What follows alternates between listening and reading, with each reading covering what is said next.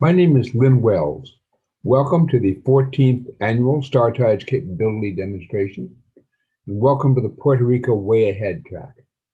It gives me great pleasure to introduce Gilberto Guevara, who will be leading this track. Gilberto? I want to take a short trip on looking at approaches for sustainable resilience in Puerto Rico as we move forward.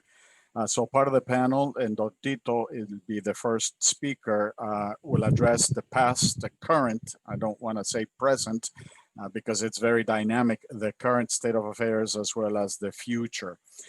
It's a pleasure to introduce Don Tito, whom I've worked with for a number of years. Don Tito Antonio Colorado, known as Tito, is the founder of the Colorado Group. He is the principal member there.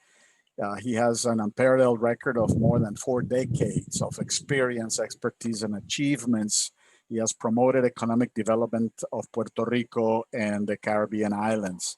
As far as the island, he worked in the U.S. Congress and specialized in commerce and relationships with Caribbean Basin countries and Latin America. His specific areas of expertise are tax law and incentives, corporate law, international commerce, and economic development, both within Puerto Rico government as well as in the private sector.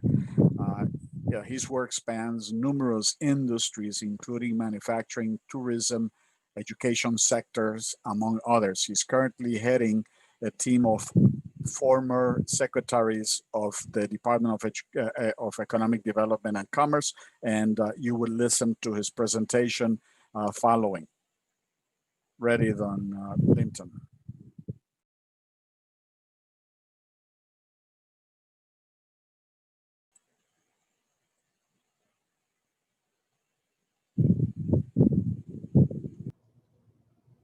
Let me first thank Star Tides and the George Mason University for inviting me to participate in this very important forum, especially for Puerto Rico and our people. Special thanks to Professor Linton Wells for his interest in our island. In the 50s and in the mid-80s and early 90s, Puerto Rico was known as the showcase of the Caribbean. In the 50s, representatives from Taiwan, Ireland, and many other countries came to Puerto Rico, sponsored by the US government. They came to study our famous Operation Bootstrap, or Manos a la Obra in Spanish.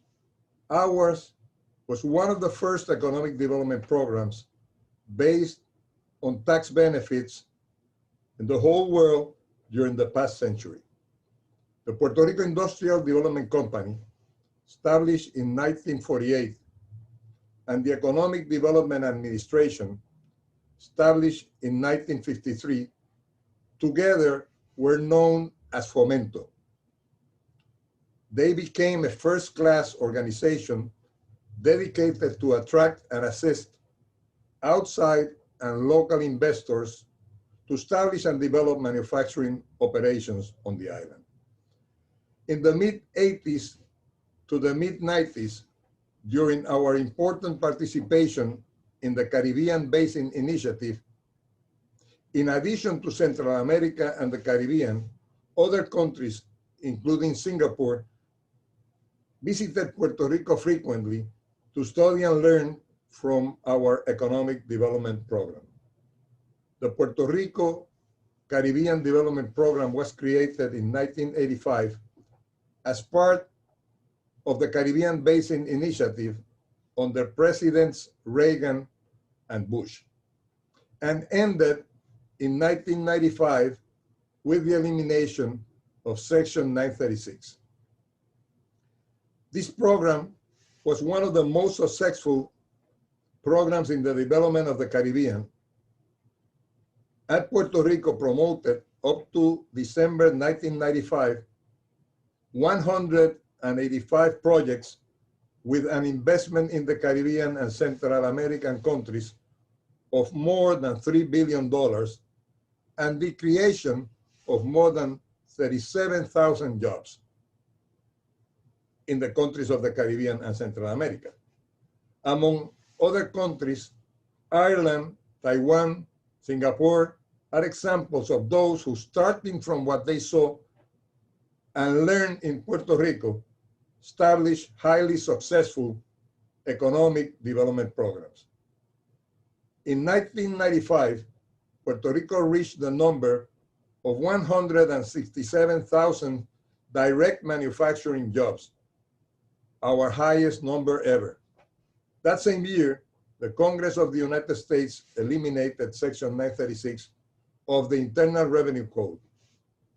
This section granted United States companies doing business in Puerto Rico some important tax benefits, which together with the ones granted by Puerto Rico, made investment on the island extremely attractive for them.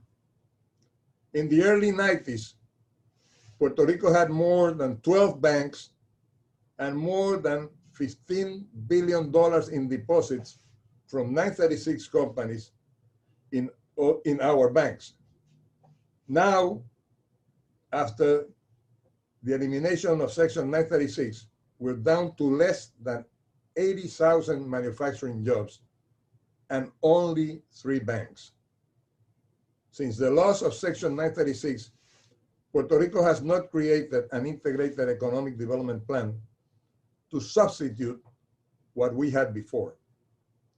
Since the 90s, we have had no governor lasting more than 4 years.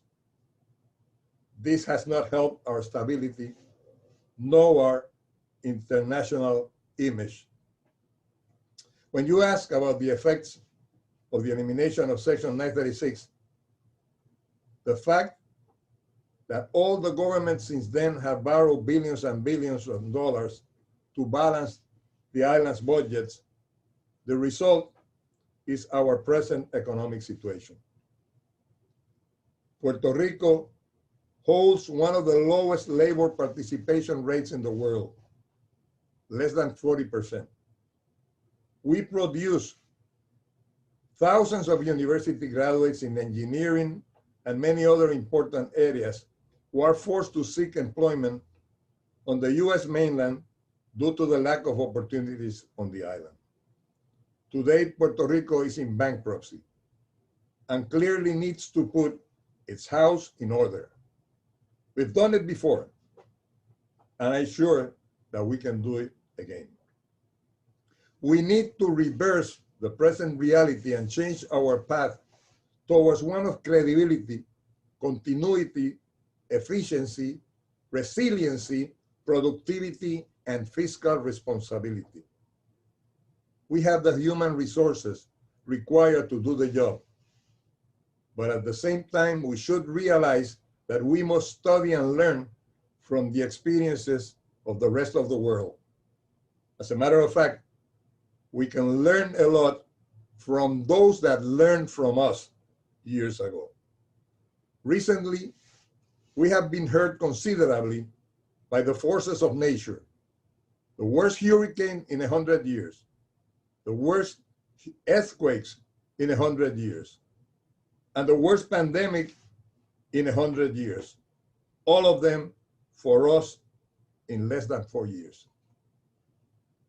These experiences show to us how important are 2 words we did not pay much attention before: maintenance and resiliency.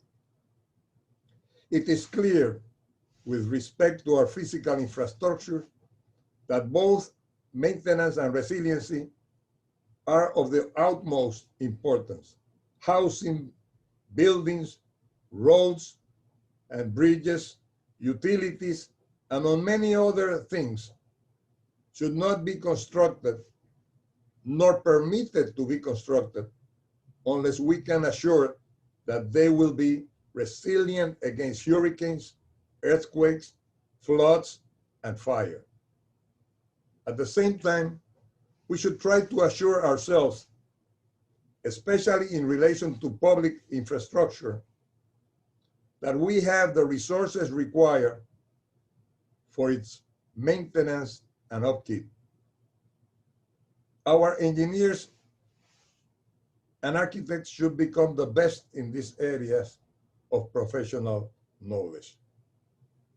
Clearly, economic development and growth do not exist alone. They require many other sectors of our system to work accordingly. We all need to get involved. We all need to get involved with some of the most important issues like education, human capital, health, security, innovation and technology, infrastructure, and promotion. Puerto Rico has taken 3 important steps related to the promotion of investment in Puerto Rico. The first is the consolidation of all of our different incentive laws into one piece of legislation. Law 60 of 2019 incorporates all of the incentives granted to different types of businesses, including manufacturing, tourism, and insurance.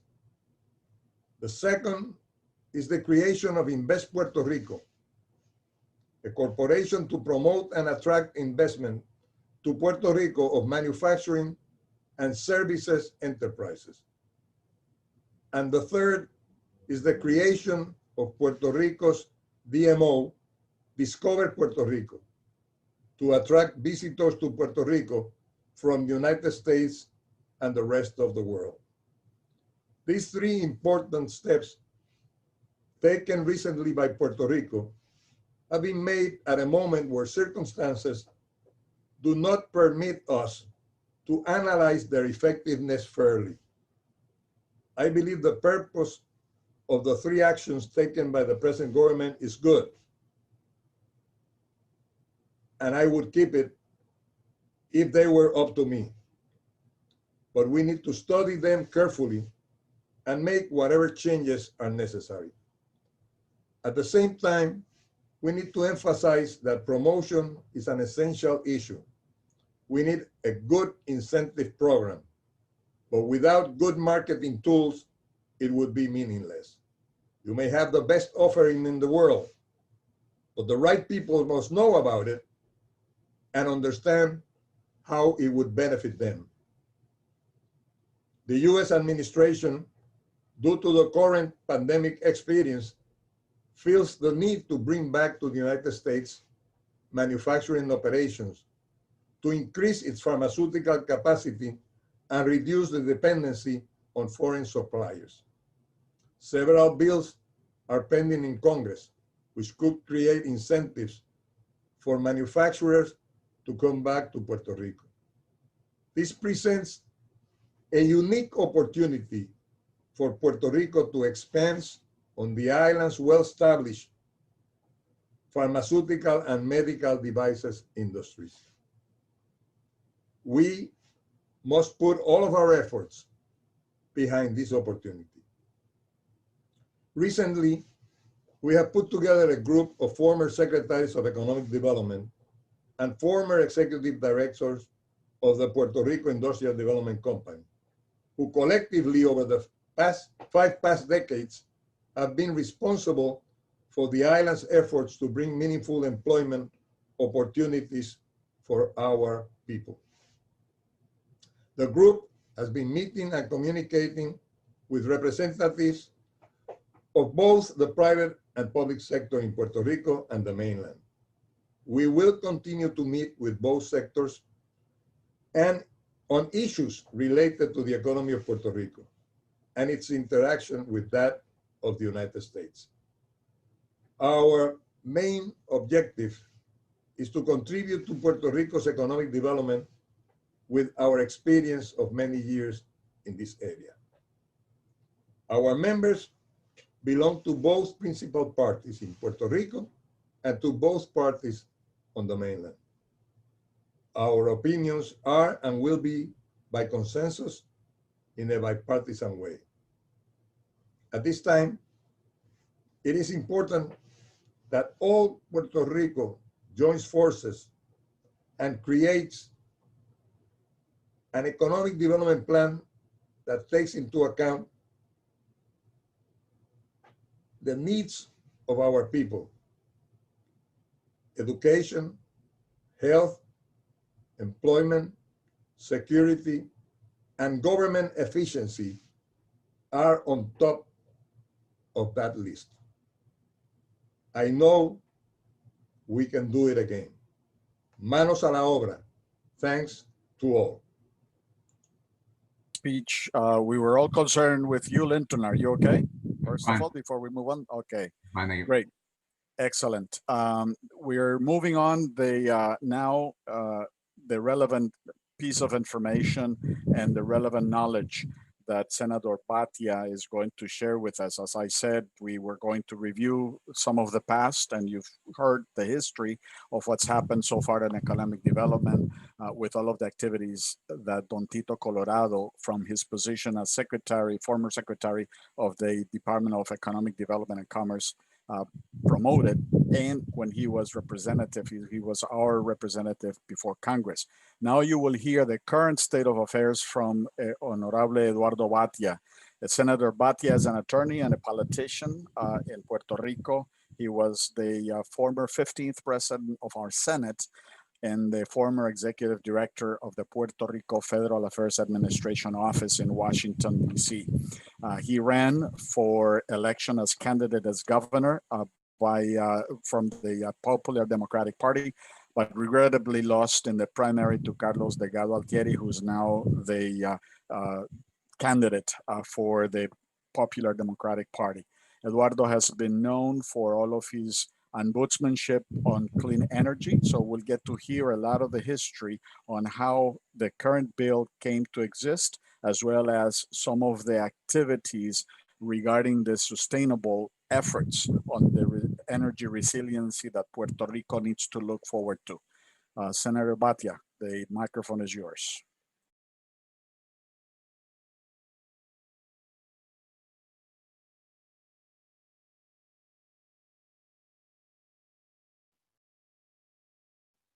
Hello, can you hear me? Perfectly. Thank you. Okay. So thank you so much for having me, Lynn, and for all of you, for Gil, for having me, and for giving me an opportunity to share some thoughts with you. As I understood my role here, and I know that the Rocky Mountain, Roy Tobert from the Rocky Mountain Institute will also share some thoughts. I will just try to talk a little bit about the Electric Power Authority in Puerto Rico and how that is so connected to the economic development of the island. I enjoyed hearing Tito Colorado. I think that while he was talking, I think there is one central theme, which is how to make Puerto Rico more competitive. And of course, there are several factors and several variables to make Puerto Rico competitive. One of them, of course, being the energy. The supply of labor is another issue. The quality of education in Puerto Rico is an issue. The quality of the roads, the airports, the ports. But let's focus for the next few minutes in the area of energy. Energy has gone through a huge transformation worldwide.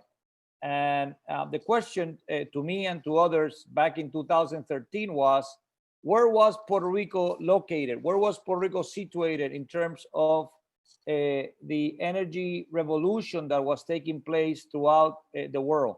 And the answer to that question was Puerto Rico was far behind. There was no question. Puerto Rico's energy system, the Puerto Rico Electric Power Authority, is a state-run monopoly. It's a state-run monopoly since the 1940s. It was designed that way by President Roosevelt, along with the local governor of Puerto Rico, Rexford Tugwell. At the time, it became the jewel of the crown. It was called Autoridad de Fuentes Fluviales, fluviales meaning water. So we had way ahead of most people, we had a great system of renewable energy in Puerto Rico, which unfortunately in the 1960s and 70s was totally disbanded, was totally removed. And Puerto Rico moved into a system of generating energy, burning fossil fuels, mostly oil. As a single unit, the Puerto Rico, state-owned Puerto Rico Electric Power Authority is the largest government-owned utility in the United States. And that's important. And as the largest utility in the United States, is also, of course, the largest polluter. It was having problems with EPA. But not only that, it was amassing a debt of close to $9 billion, while at the same time using generating plants from the 1960s. The generating plants that the Electric Power Authority of Puerto Rico has date back to the mid-60s. That means 50 some years ago. These plants were built. To give you a perspective, generating plants usually live for about 17 to 20 years. The ones in Puerto Rico, which are, extremely non-competitive, I would say, have lasted close to 55, 56, almost 60 years. Now, having said all of that, we looked at the regime in Puerto Rico, and we basically worked on three things. Number one, Puerto Rico did not have an energy regulator. Therefore, all of the inefficiencies of the Electric Power Authority were passed on. There was no incentive to become more competitive. All of the inefficiencies were passed on to the consumer. When consumers in Florida or consumers in southern states of the Union were paying 8, 9, 10 cents per kilowatt hour, Puerto Rico was paying 30 cents per kilowatt hour. So to Tito's point, Puerto Rico was no longer competitive when it came to energy. The costs of moving manufacturing to Puerto Rico did not only have an impact when it came to taxation, but also when it came to energy. As we all know, all of these high-tech companies, manufacturing companies need quality energy, but also cheap energy. So our first goal was to create a regulator. And through Act 57 of 2014, we were able to create the regulator. It's called the Energy Bureau. And today I can say that the Energy Bureau has done an excellent job. It's been there for 2 to 3 years, and they've done a great job. Now, the second part of the equation was, how do we move a monopoly owned by the state to move into renewable energy when there is so much resistance by the utility itself? The greatest resistance, which is the most awkward thing, was that the state itself owns the utility. And when the state wants to move into renewable energy, it is the state-owned utility which is against. So how the question then became kind of, how do we do this? And we basically looked at the Rocky Mountain Institute, and we looked for their leadership and others to see how we could put together a transition, a law that would mean a transition into renewable energy for Puerto Rico. And that's Act 17 of 2019. It basically breaks the monopoly. It basically encourages, it creates a portfolio of renewable energy, which has to reach 40% by the year 2025, 40% when it's now 3%, 40% by the year 2025. It breaks the monopoly. It opens up the market. It basically tells the Puerto Rico Electric Power Authority to stick to distribution and transmission, and to get away and to stay away from generation. It opens the market for generation, and it basically creates the legal structure that would encourage the motion, the movement, the transmission towards renewable energy in Puerto Rico. Again, the portfolio mandated by law is 40% of the energy in Puerto Rico has to be renewable by the year 2025, and 100% by the year 2050. Having said that, I will just stop there and say that what do we need now after the hurricanes, after the earthquakes? We have the law, and the law is working. The problem that we have right now, and I could go on for another hour or for another 10 hours, the problems that we have are several, and I'll just mention some of them, and then I would love to hear what Roy has to say, and maybe we can have a brief conversation and take some of your questions. But in terms of energy, we need a huge investment. Puerto Rico needs a lot of investment to build what I think is the ultimate goal of Puerto Rico, which is distributed energy, which means having as many families as possible having solar panels on their rooftops. We believe that if 400,000 families use their rooftops to convert them into productive rooftops, into productive energy areas, we could actually reduce dramatically the need for fossil fuel burning in Puerto Rico. So 400,000 families means that for the next 4 years, we need to make that transition to the extent of about 100,000 families per year. Now, the greatest natural resource that we have right now in Puerto Rico is those rooftops. Those rooftops get sun every day for, about 12 hours every day. And that is enough sun to generate the energy that Puerto Rico needs. Now, how are we going to finance that? I think the U.S. Department of Energy, the United States Congress, as a result of Hurricane Maria and the earthquakes and the COVID pandemic, has given Puerto Rico so much money in federal funds that can be used for renewable energy that I think the time has come for us in Puerto Rico to focus on financing the transmission, the transition to renewable energy. I think we should use the local banks, the local cooperatives, and basically move into what we are working on in places like Adjuntas today. Towns like Adjuntas have been moving towards putting solar panels throughout the town, small town up in the mountains, and that is creating a microgrid with enough energy to run the businesses during the day. We need to move into storage. We need to, but the structure that we have created, and I will just leave it at that and take your questions. The structure that we have created is a structure that will make Puerto Rico from being one of the least competitive areas of the world when it came to energy. I think we had leapfrogged, we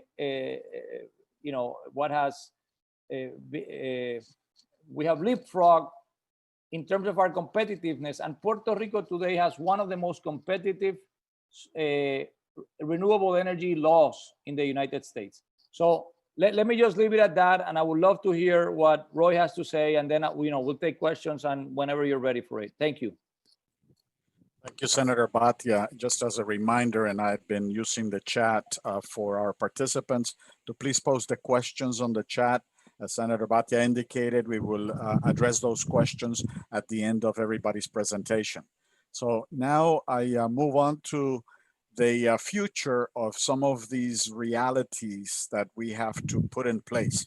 Roy Tolberg, who addresses this issue from his role of principal of empowering clean economies and energy programs for the Rocky Mountain Institute, specializes in integrated energy planning for the islands in a multi-stakeholder facilitation, and obviously addressing the renewable and efficiency finance to accelerate the transition to a global clean energy economy, which is what we want.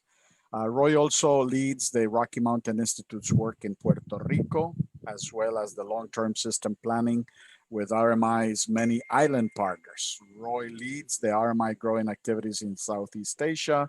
He has worked with leading universities, including Arizona State University, the global multinationals, including McDonald's Corporation, and he has helped analyze the net zero opportunities to deliver roadmaps to reaching carbon reduction goals. His previous research included reducing the soft cost of solar, especially in financing cost, valuing all the benefits of a highly efficient building, and analyzing the RMI's Reinventing Fire Initiative and Handbook. He currently is implementing a project that he will probably share with the audience today with the support from Rockefeller Foundation on the way forward, moving this agenda of renewable energy and replacing fossil fuels. Roy, the microphone is yours. Great, thanks, Gil. Can you hear me okay? Yes. Yes. You know, it's always a pleasure and slightly intimidating to follow Eduardo, but I will do my best. I'll speak just a tiny bit more about the Institute and my role there, and then some of the technical challenges of the Puerto Rican energy system in particular, then leading into what does that mean for making decisions. And Eduardo spoke a little bit about some of the multi-stakeholder work already done, but I think that's a critical part of this equation. And lastly, what the future might look like. And Gil, you mentioned a little bit about some of our work, but it's a small piece of what I think are actually some pretty exciting activities in Puerto Rico. So the Institute, Rocky Mountain Institute, for just shy of 40 years, has been working on what I tend to summarize in very short as the soft energy path.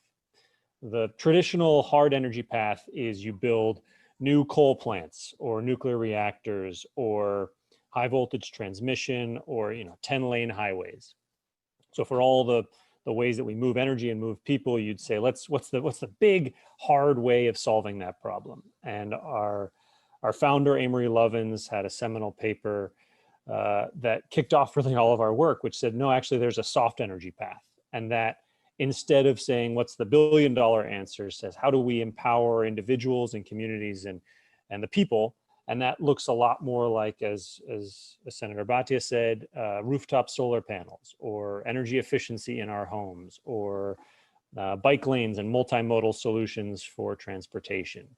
And if you rather pursue this path, you can avoid making some of the unfortunate multi-billion-dollar boondoggles that have hit our energy system at times. You make big bets on what the oil price is doing this month, and sometimes you miss. And unfortunately, a lot of those costs end up getting socialized when a big energy company goes bankrupt or a utility has to pass those costs on to ratepayers. The soft energy path is much lower risk. And as we've seen, particularly in the last decade, I'd say the costs of solar, the cost of battery, the cost of electric vehicles are a function not as much of extraction of fossil fuels from the earth, they're a function of innovation and creativity. And those really are inexhaustible resources. So that's really our work globally. We work across power grids and mobility vehicles of all types. We work with efficient buildings. We work with all sorts of difficult industries like steel, aviation, shipping that don't exactly fall naturally in the UN framework on climate change. We also have a program that works in finance and helping all types of climate finance accelerate a transition to a clean energy future. My work has really specialized on island energy challenges, particularly in Puerto Rico for the last several years. There's a little anecdote I often say, and apologies for the Puerto Ricans who know this, but right after Hurricane Maria, one of the real challenges in rebuilding the grid was something folks hadn't thought a lot about. PREPA uses a transmission cable called Puerto Rican Special. It is used nowhere else in the United States or the world. There's only one manufacturer who makes it. They have limited capability, had to shift their whole production line over after Maria to start replacing all of those cables. It is a function essentially of the way the Puerto Rican grid, starting with actually distributed hydroelectric, but then being centralized by PREPA, is really unique and difficult to solve for technically. Most of the power generation in Puerto Rico today is in the south of the island, which back in history was where more Puerto Ricans lived. But today, San Juan in the north of the island is where more Puerto Ricans live, but the power generation remains stuck in the south. And you have to transmit that power over 3 high voltage transmission lines over actually quite mountainous areas in the center of the island. And I've been through those areas.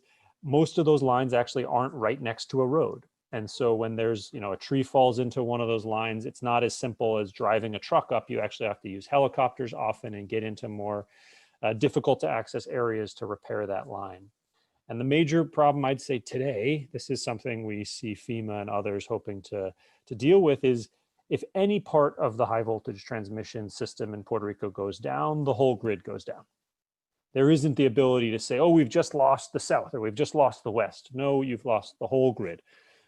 Millions of customers in Puerto Rico are all without power. And in times of stress and disaster, like the earthquakes in the start of the year, tropical storms, and there were outages even this year from tropical storms, even though, thank God, there were no really serious hurricane incidents like in past years.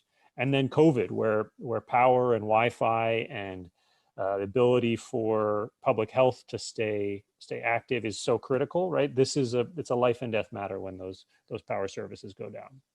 As Senator Bhatia said, the other problem is high cost, and 97% of the inputs, the fuel needed for Puerto Rican power, comes from fossil fuels and is imported from off island. A little more than half of that is from natural gas. It's all regasified through a single terminal in the south at Peñuelas. There is now the start of a new small regasification facility in San Juan Harbor as well to diversify that. But think of it, about more than half of every kilowatt hour in Puerto Rico comes from gas.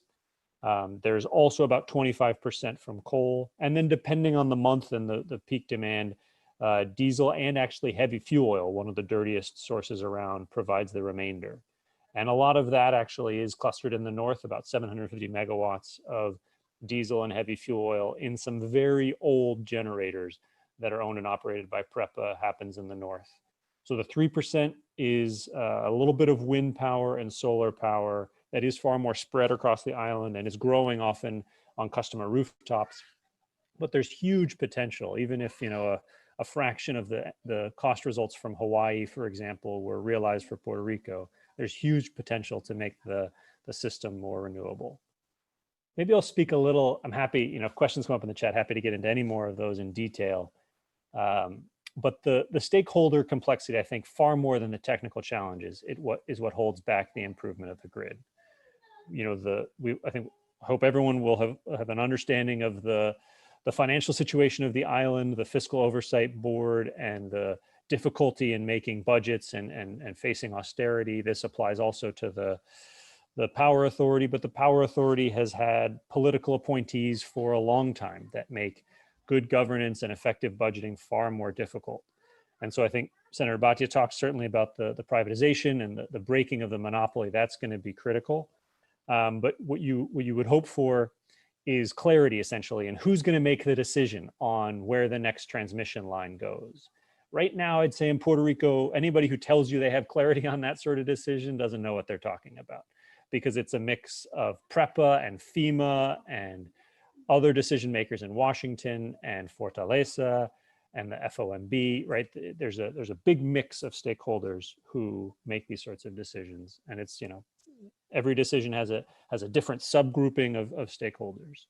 So one effort we helped 2 years ago was involve a lot of these stakeholders, and often the community groups and the whether it's a coal company or a solar company, anybody involved in energy who hasn't historically had a voice in these processes, we held this public collaborative, and it led to a lot of the recommendations. And I think a fundamentally different dialogue where people who, never thought they'd be speaking to a regulator or speaking to a politician or speaking to a community advocate, right, had a chance to talk in this type of dialogue. And I think it really helped strengthen the law and strengthen the support for the law that Senator Bhatia talked about. I think that's one of the things that gives me hope going forward. And I'll say just a few words.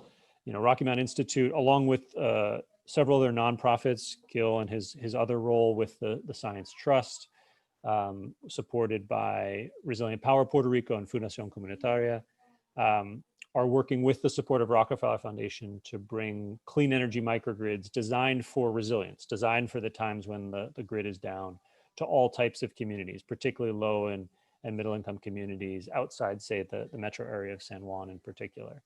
And that's, it's important, it's been difficult. It requires also participation with federal funding.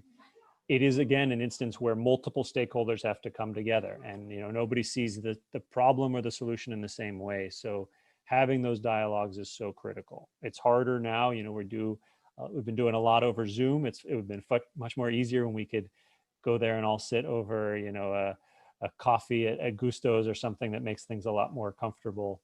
But we're adjusting to the current reality. It gives me hope that, from all corners of Puerto Rico, it seems people want a better, a cleaner, a more community responsive energy system. Maria and other disasters made clear how dangerous the current reality is, and that there needs to be improvements made. Whether federal support is the bulk of this or only a small portion, it has been long delayed. And of course, I think many people are looking to November and seeing what implications that might have. But that is I think, only one piece. I see the far broader piece is Puerto Ricans of all types and community groups or people buying their own solar panels is really taking up leadership here. The last maybe piece I dropped just as an intriguing tidbit, you know, Senator Bhatia, you mentioned the 40% by 2025. The law also mandates 100% by 2050, but I think many of us would say 40% is the far more challenging and important. It's only 5 years away. It, you know, 3% to 40%, right? That's more than tenfold increase, and 40% to 100% is, you know, just going 2.5 times that. So the mathematically or stakeholder wise or chronologically, like the challenges are very much, I think, in the coming 5 years. The regulator is going to be key.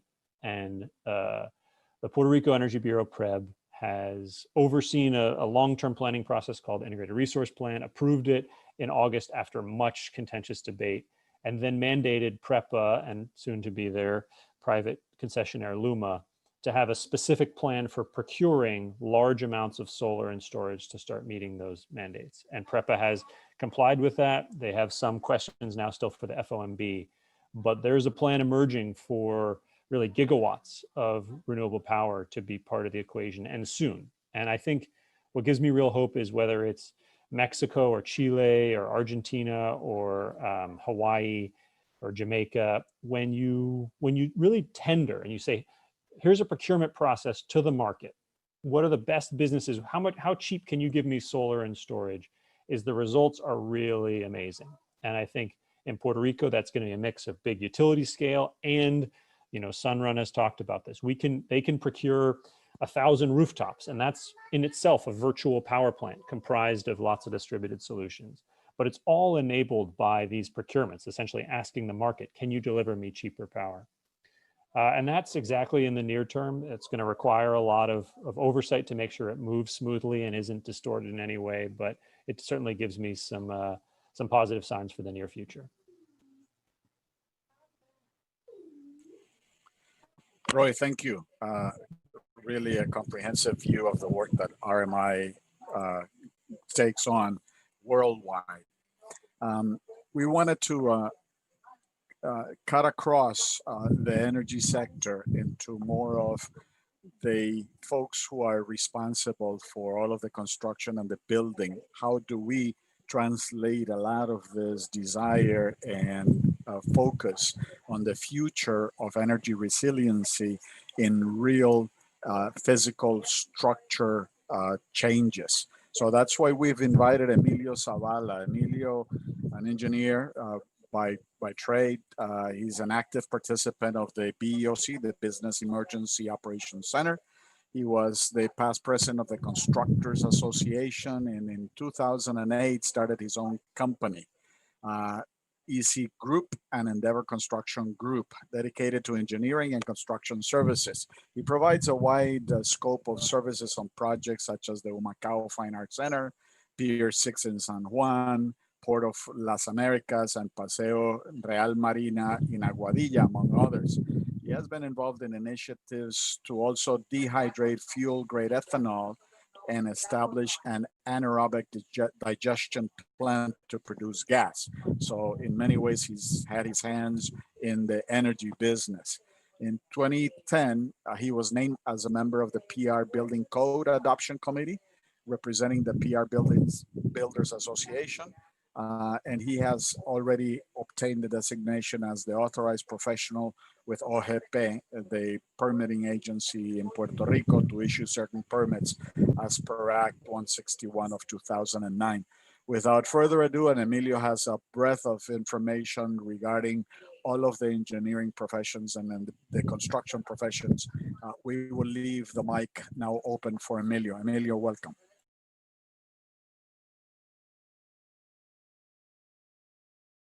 You're mute, Emilio. It happens. Hi, everyone. Good afternoon. Can I share my screen? That's a question for Linton. Is he available to share his screen, Linton?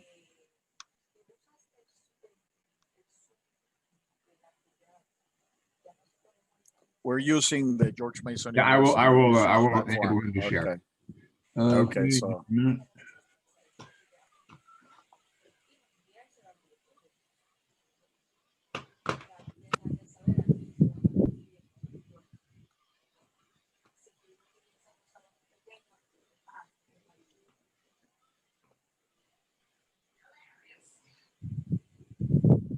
Linton, you just have to make No, I Emilio- know. No, I know. I got that problem. That's not the issue. Okay, so Emilio, we will make you. So sometimes it's not giving me the option to let him share because I think it's part of the problem is out of the Mason Okay. Mason quirkiness. You go work on that and I'll try and figure out what to do. Okay. So let me start off by saying good afternoon to everyone. Hold I'm on, gonna I'm talk gonna a have little it. bit. See if you can share now. Oh, I can share now? See if you can. Hold on. Yes, I can. Okay, good. Thank you. Yep. Okay, so let me. Perfect. Okay, so I'm going to talk a little bit about damages from basically the three biggest hurricanes to hit us in the last 30 years, and how that's the case for resiliency and adopting stronger professionalism in the construction industry moving forward. Okay, I'm going to flip through them. There are a bunch of slides here because it's a long presentation. So first I have the definition of resiliency. That's the definition, and it's the power or ability to return to original form, position, etc. after being bent, compressed, or stretched. So in Puerto Rico, there is a belief that most of it has been built and that our urban footprint is very large. But our own estimates point towards that only 16.25% of the island has been urbanized or developed, and 83.75% of the territory has its raw land. It's either raw land due to conservation or being used for agriculture. Of these 16%, urbanized footprint in Puerto Rico, only 45% has been built formally. That leaves 55% of all construction in Puerto Rico has been done informally for a variety of reasons that would be a conference in itself, but basically pertains to access to compliance with building codes, the cost of land, and several other social issues that permeate in the island. So these are the situation. We have one island and two worlds. The picture on the right is in Guaynabo, which is part of the suburb of San Juan. So you can get these kinds of construction which are unsafe in 55% of the island. So in September, from 17th to the 20th of '89, we got visited by Hurricane Hugo, which was the first major hurricane to hit us in about 40 years. It was a strong category 2 hurricane that hit us, just braced us on the northeastern side of Puerto Rico. Back then, studies after the hurricanes pointed that single-family homes suffered the most severe damage from Hugo in the Caribbean. And that the reason for that was that they were being built without regard to existing building code requirements, and because they were being built with self-construction, okay, with woods that are not suitable for the kind of construction and installed not in a code compliant way. Then in September 19th to the 23rd, we had Hurricane Georges visit us, which again was also between a strong Category 2 and a weak Category 3 storm. This one hit us across the island through the south and left a bunch of damage in 98. And that aftermath, we had around 28,000 homes completely destroyed, 72,000 of them partially destroyed. 50% of our agricultural crops were lost. 65% of the poultry was lost also. 96% of clients lost electrical power. 75% lost water and sewer. 8.4 lost landline telephone service, which was predominantly in Puerto Rico in 98, although cell phone technology was picking up. And road damage was around $22 million. So FEMA put forth in their building performance assessment some conclusions and some recommendations, which one of the conclusions was that practices allow for unregulated construction. So the problem with informal construction showed its ugly face for this. Also, self-built homes with improper construction and siding. Again, homes being built without regard for construction building code, and the siding was not, the site in which they were built was not appropriate for the construction. Building envelope damage due to wind load and windborne debris. A lot of damage came basically from windborne debris, like projectiles. Problems with electrical grid. We had, as you saw, 96% of Puerto Rico lost power.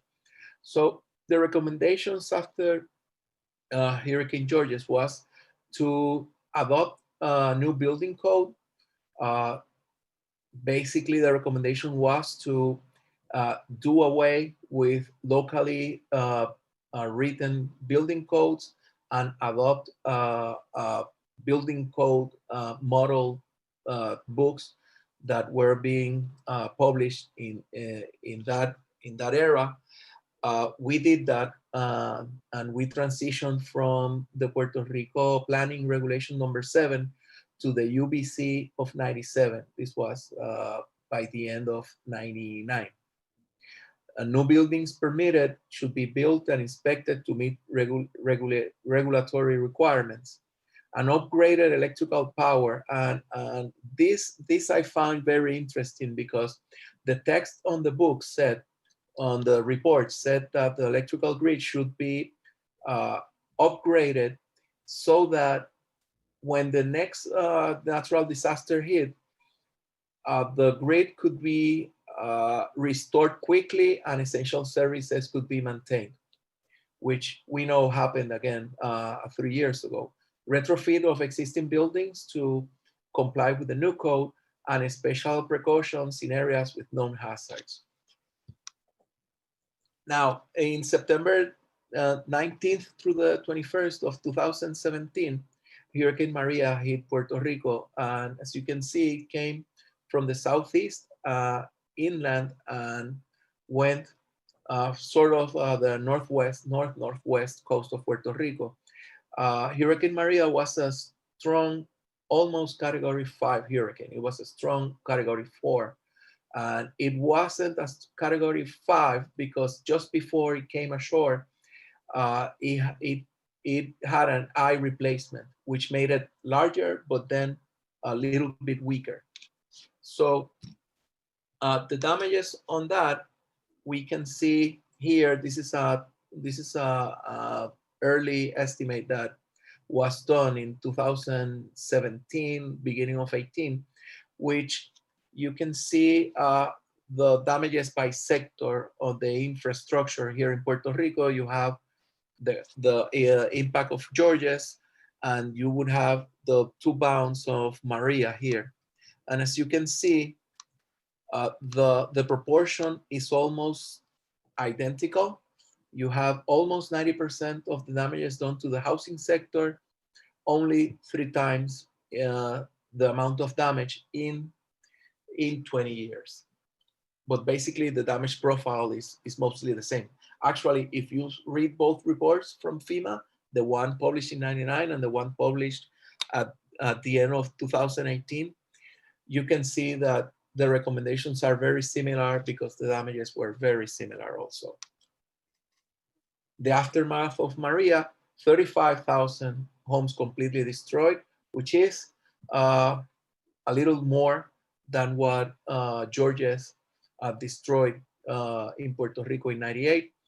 180,000 homes partially destroyed. This is much higher. But again, the storm was that much stronger. 80% of the crops were destroyed, and we lost all weather radar.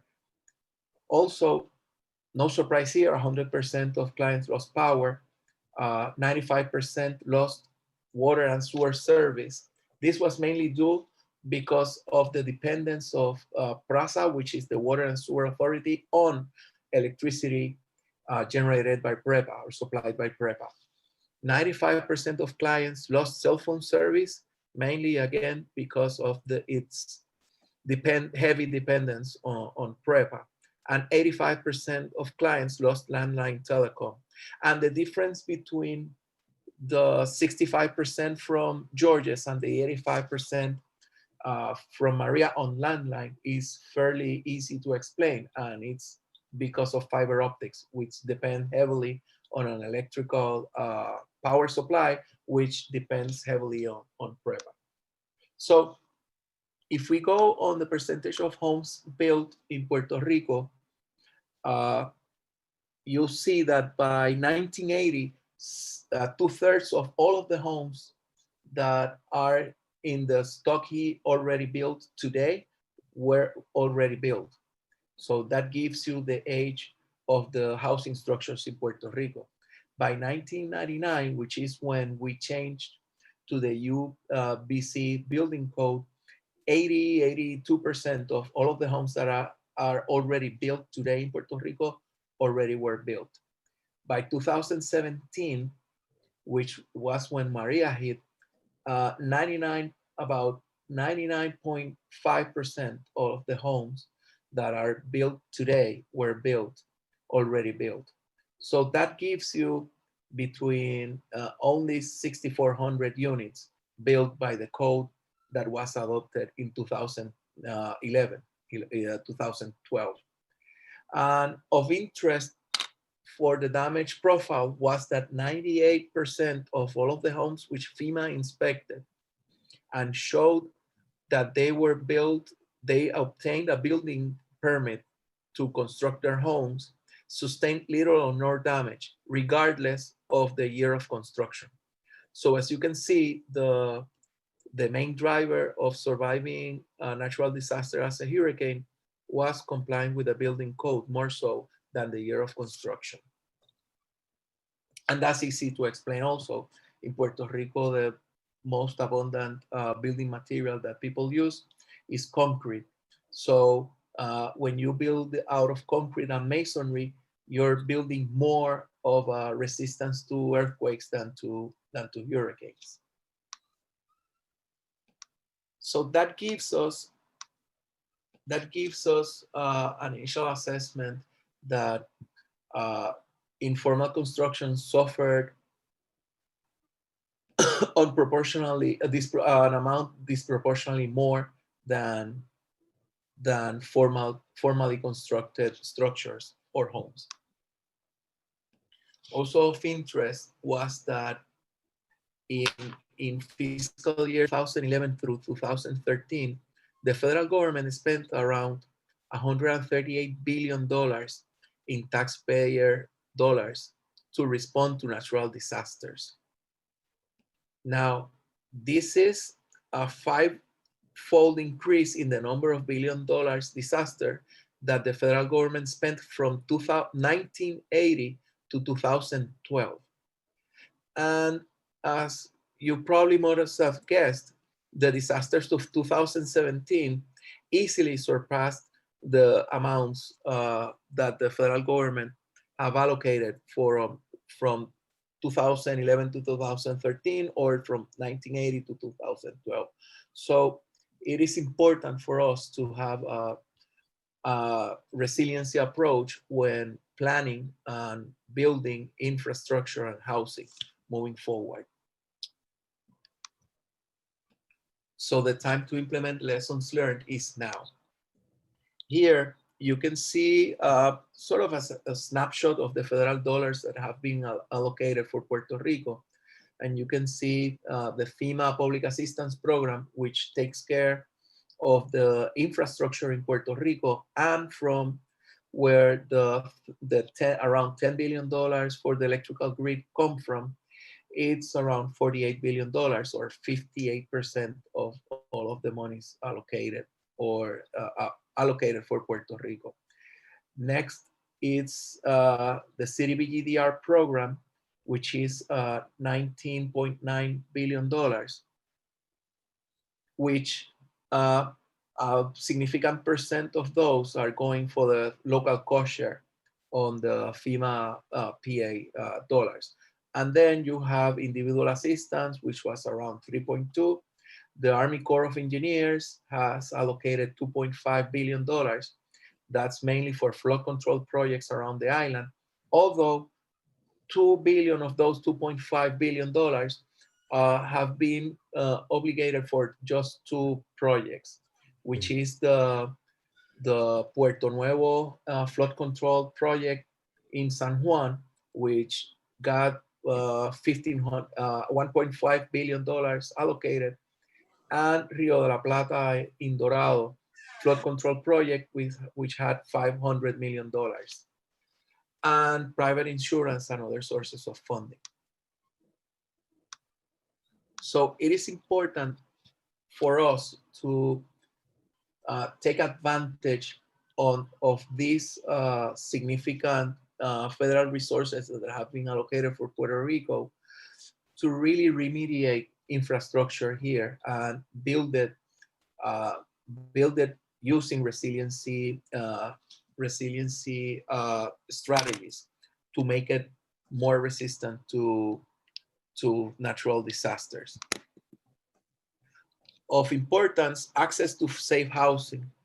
We propose that access to safe housing shouldn't be a matter of socioeconomics. Everyone should have an access to a safely built home.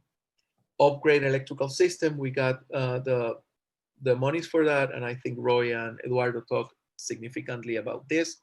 Redundant energy sourcing for sectors that depend heavily on energy. Couple of examples: the telecom could have other sources of power to basically complement what PREPA does. PRASA could use their water sewage treatment plants to generate energy for themselves through anaerobic processes, which is being done widely in Europe right now. Contingency planning. We need to have a strong emergency planning for the next one. Also on the regulatory side, a strong code compliance program. It is important to give access to everyone to comply with the building code, especially accessing licensed experienced professionals. We have proposed to establish a resiliency clinic, which would be analog to a legal clinic that it's being performed through the university, so that people that cannot hire an architect or engineer for their home can have access to students near completion of their grade, supervised by licensed professional engineers and architects, to get access to safe drawings and supervision on their project or the construction of their homes. Important, some permitting reform. This is a matter of contention here. I think we need to think about long and hard again on how to expedite permitting process in Puerto Rico, and basically put their requirements of permitting dependent on what the project requires. Also, for public infrastructure project, we advocate the adoption of inherent defect insurance program. It is widely used in Europe. It has been used in the States once or twice. In France, it's required by law to buy this kind of insurance. What they do is they insure and certify the risks that are inherent of any facility, infrastructure, or home structure construction.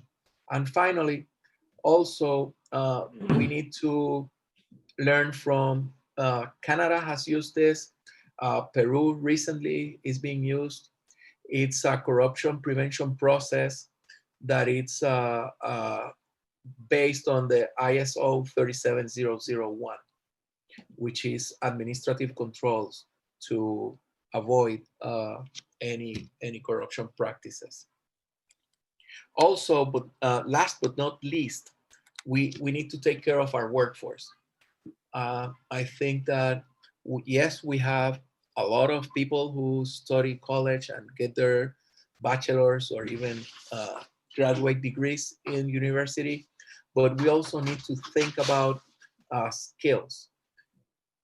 Recent studies have shown that people are paying more attention to skill than to grades.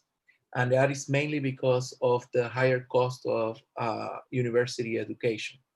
So we propose to have a program in which the school system graduates people that are work ready, that has necessary skills in strategic areas that they can work on if college is not on their path, or if they need to work in order to pay for college. The vision is adequate training and certification needed workforce through an industry delivered solution. What does that mean? That strategic industries can set up apprenticeship programs and training programs that they can do pre-apprenticeship in high school and then apprenticeship as and after high school program. Those guiding principles have to be trained and certified. I think the certification process has to be as important as the training itself. We have advocated and implemented a program in the public school system to certify high school students to work in the construction industry. And that certification we propose it should be nationally recognized. And that is to give the workforce basically the same empowerment that I, as a professional engineer, have, that my license is as good here as anywhere in the United States. So that certification for the workforce should be as good as that. Also, code compliance for the construction industry workers so that they learn how to implement code requirements in the field. Safety is of paramount importance. We need to minimize accidents on the job.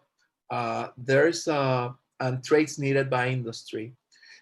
There is Medellin, Colombia did this a few years ago after they not eliminated, but took out Pablo Escobar, and it's that they moved to apprenticeship programs and they retrain people who work in the drug industry for them to work in the tourism industry. And they started just by teaching them how to read or write. And that did us a number and on a significant reduction on the job accidents in the construction industry alone, just by teaching them how to read or write. And actions, I think partners have to be identified and selected in order to have these workforce development initiatives through some sectors, strategic sectors, which should be manufacturing, construction, the knowledge industry. Believe it or not, there is a shortage of people to know how to code in JavaScript. Also tourism and agriculture. Those should be the sectors that we should start thinking about. The energy sector, of course, we're seeing it as part of the construction industry. And we deployed our program in 2019 and impacted 300 students on the general project and 150 or so for the carpentry. So finally, I leave you with a quote from John F. Kennedy, who said, the Chinese use two brush strokes to write the word crisis. One brushy stroke stands for danger, the other for opportunity. And let me tell you, I Googled this thing up and it's true. The Chinese, when they work, when they write crisis, it is one symbol, it's one from danger and the other one is from opportunity. And John F. Kennedy used to say that in a crisis, be aware of the danger, but always recognize the opportunity. So thank you for listening. And with that, I'll be available for questions. Excellent, Emilio. Thank you. You reviewed some of my old memories from hurricanes, George and the past, and Hugo. So very instructive and very clearly depicted the differences between the effects of these hurricanes tend to replicate. They're not very many. Let's move on to the section of questions. We have 15 minutes to address some questions. There are a couple of questions in our chat. So I'll address this one to Senator Bhatia from the policy perspective. The question from Ani is, there are a lot of funds that are allocated, to change or moderate or modernize our power grid and in this move to solar. However, there isn't much information as to how families or businesses can access these funds. As we know, government financial assistance, the federal government financial assistance goes to the state government. What are the mechanisms, or what can we put in place, or what policies can be instituted so that a lot of that money can be seen or actually benefit families and businesses direct? Senator? Yeah, I thank you so much for the question. I do think that's one of the greatest hurdles. I think that's one of the greatest problems that we have. If we were to look at the issue of energy in terms of a formula, we have already the road ahead. We have the regulator. We have the law that mandates the transition. Yet we don't have the financing. And the financing is a mixture of two things. One, there is a law. Under our law, we created a trust, an energy trust. The energy trust is finally coming together. And through that trust, we can actually funnel a number, billions of dollars if the US Department of Energy and the US Congress were to work with us to make sure that those federal funds, instead of going to rebuild old infrastructure, we use the money to create a financing for lower income families and middle income families. Now, there is a mechanism which I have suggested to banks and to cooperatives, savings and loans cooperatives, co-ops, where they can actually access some of the funds that are going to be used for mandated by Congress. Now that is something, we have the idea, we don't have the project manager. I cannot be the project manager right now since I'm a senator. That is something that the new governor, whoever he or she may be, has to work on from day one. We have to have a project manager to help finance renewable energy projects. The money is there. I think the money is there. The money exists. The problem is there is no manager who puts it all together right now. So I think thank you for the question, is a number one priority, I would say. Excellent. As a follow-up to Roy, because we've had this discussion, and Senator, you'll be relieved that we have had the conversation with the cooperatives where we're looking at the creation of an allowance for lease and loan losses. This is a section of perhaps that green fund that you're talking about that helps insure against bad loans, which removes the risk for the financial intermediaries. Many of the cooperatives are very conservative because they're working with our money, with the members' money. It's something that they are looking at as a hopeful sign. If the ALL, as it's known, is created, then it'll facilitate a lot of the flow of financing. But I'll let Roy speak to the mixed or the blended financing structures that RMI has experienced and what they're looking at here in Puerto Rico, especially with a project that is being financed by Rockefeller Foundation. Roy? Yeah, thanks, Gil. You know, just cooperatives are so critical for the financial system, particularly in Puerto Rico. I'd say more so than any other territory I've worked, right? They're trusted by community members. They're the first place that people turn to. They've got this sort of personal connection.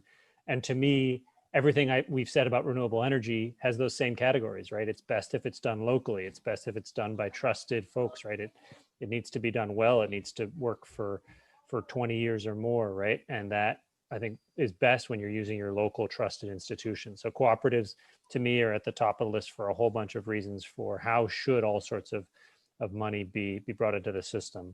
There's definitely barriers, right? We've talked about a few.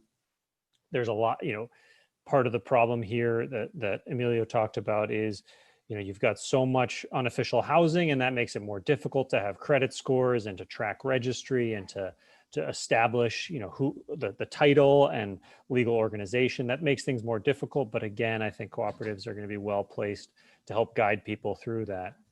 Our work now with Rockefeller, I think, is very much targeting community groups, small businesses. You could think of a pharmacy or a bakery or a gas station. They're so critical. We think of, you know, critical services most people think of as the fire station, the police station, the telecommunications tower, and absolutely we agree. But I think in so many conversations in Puerto Rico, we've learned that people after Maria and after other disasters, right, they also turn to their local hardware store. They, you know, they can charge their cell phone at places like a gas station if it's got a diesel backup. You know, these sorts of things are hard. They're a little outside how FEMA thinks about critical facilities, but they're there.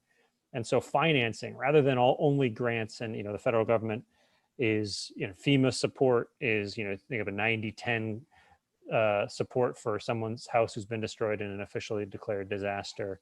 That's, you know, 90% grant money. It has a lot of difficult procedures. As we've seen in Puerto Rico, it can take years.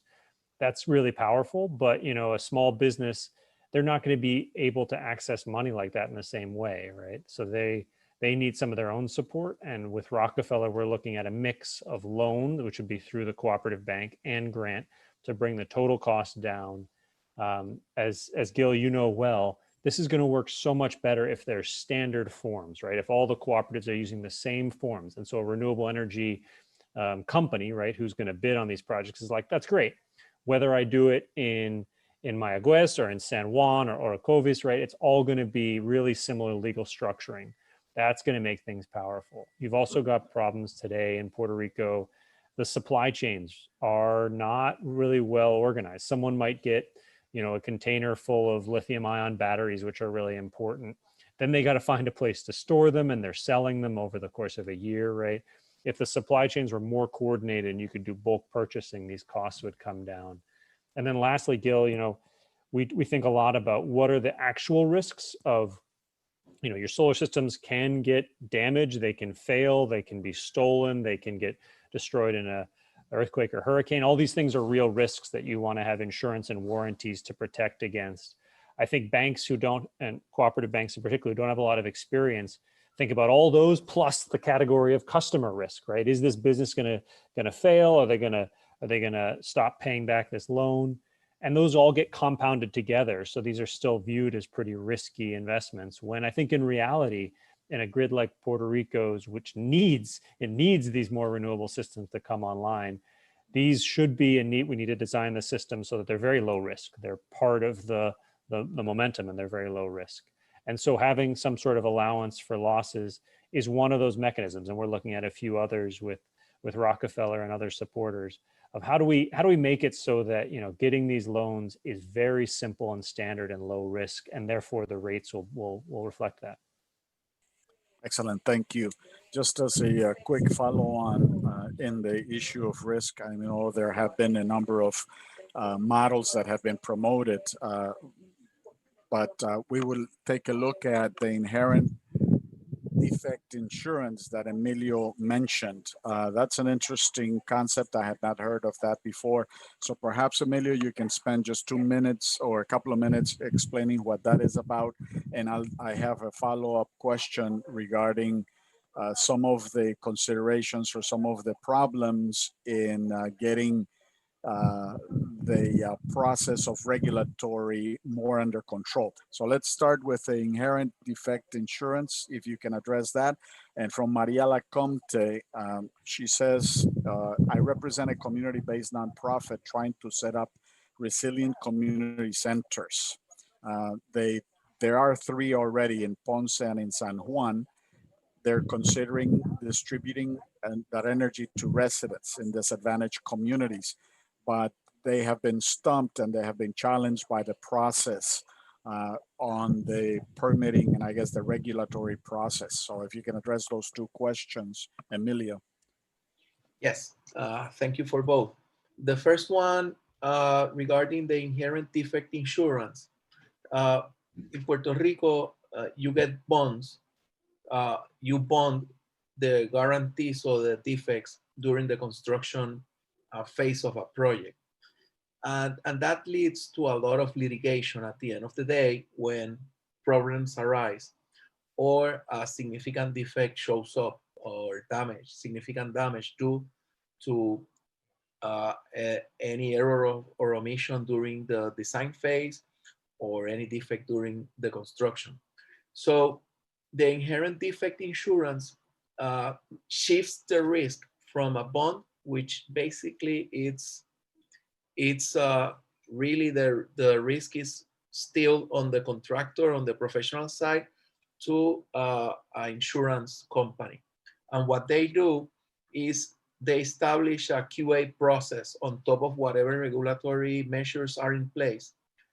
And you can buy the insurance from the conceptual phase of the project, and they will do peer reviews on the drawings. They will do peer reviews on every engineering document or construction document that gets put out there, and also will do a QA on the insurance side during the construction phase.